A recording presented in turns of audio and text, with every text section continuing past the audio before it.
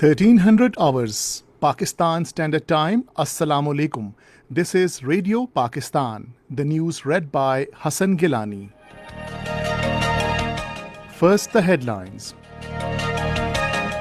Prime Minister will inaugurate Peshawar Bus Rapid Transit Project tomorrow. Foreign Minister says terror financing and money laundering are the menace that Pakistan has to confront and eradicate. In Indian illegally occupied Jammu and Kashmir, Indian troops in their fresh act of state terrorism martyred one more Kashmiri youth in Pulwama district. In India, 3 people were killed when protesters clashed with police over a provocative social media post about Prophet Muhammad sallallahu alaihi wasallam in Bengaluru city. And now the news in detail. Prime Minister Imran Khan will inaugurate Peshawar Bus Rapid Transit Project tomorrow. This was stated by Khyber Pakhtunkhwa Chief Minister Mahmood Khan while talking to senior journalists about the mega project in Peshawar. He said the BRT Peshawar would provide state-of-the-art travelling facility to people at affordable fare in the provincial capital. Foreign Minister Shah Mahmood Qureshi has said the terror financing and money laundering are the menace that Pakistan has to confront and eradicate. Speaking in the National Assembly today, he said long deliberations were held with the opposition parties to reach consensus on the FATF-related legislation. The Foreign Minister said the positive suggestions of the opposition were honestly incorporated. Meanwhile, Minister for Education Shafqat Mahmood said that more universities are being established to promote higher education in the country. Speaking in the House today, he said our focus is also on improving the quality of higher education. Coronavirus pandemic situation is improving in the country, with the total number of recovered persons from the virus has now reached over 263,000. According to the latest statistics, there are now 16,599 active cases in the country. 730 people were tested positive while 17 lost life due to the virus over the last 24 hours. 20,631 tests were carried out during this period. Pakistan has reiterated its steadfast support for Afghanistan's peace and reconciliation process. Talking to the outgoing Afghan ambassador Atif Mashal in Islamabad, he said Pakistan is committed to enhance bilateral cooperation with Afghanistan.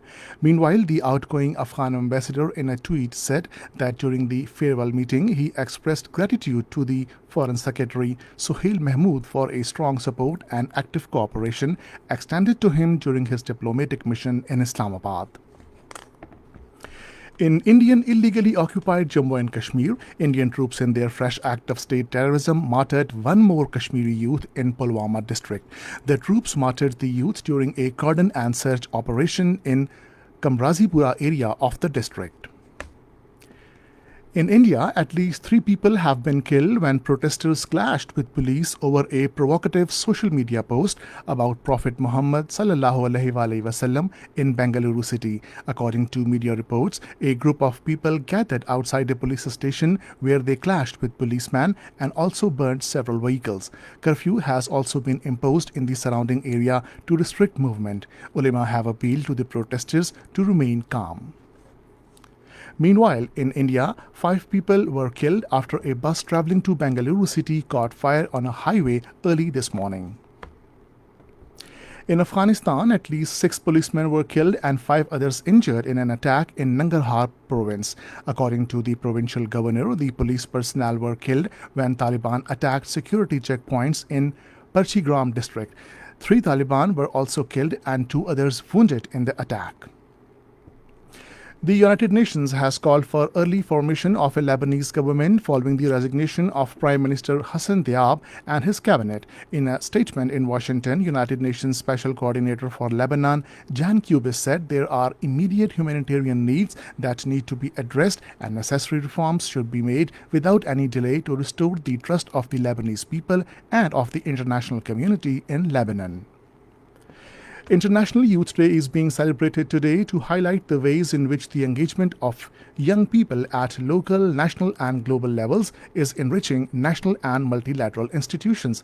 Theme of this year's International Youth Day is Youth Engagement for Global Action.